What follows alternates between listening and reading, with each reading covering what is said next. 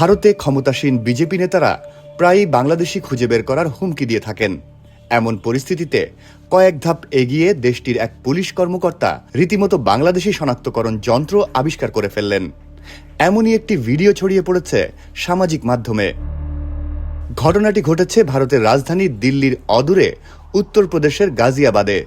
ভারতীয় সংবাদ মাধ্যম বলছে, অবৈধ অভিবাসী খুঁজতে গত বছরের 23 ডিসেম্বর গাজিয়াবাদের বিহারি মার্কেট এলাকার একটি বস্তিতে বিশেষ বাহিনীর সদস্যদের নিয়ে অভিযানে যান কয়েকজন পুলিশ কর্মকর্তা।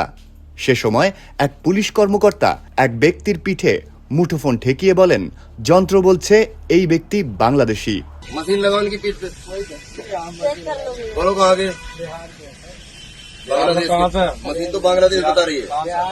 এ প্রসঙ্গে দ্য হিন্দুর 2 জানুয়ারির এক প্রতিবেদনের শিরোনাম ছিল, ভিডিওতে দেখা গেল অভিযানের সময় হুমকির অভিযোগ, কর্মকর্তাকে হুঁশিয়ার করল পুলিশ।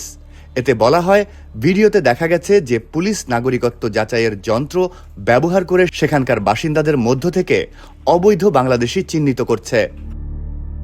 গাজিয়াবাদ হল ভারতের সেই শহর যেখানে বাংলাদেশে গণঅভ্যুত্থানের মুখে পালিয়ে এই শহরের হিন্দন বিমান ঘাঁটিতে নেমেছিল ক্ষমতাচ্যুত প্রধানমন্ত্রী শেখ হাসিনা।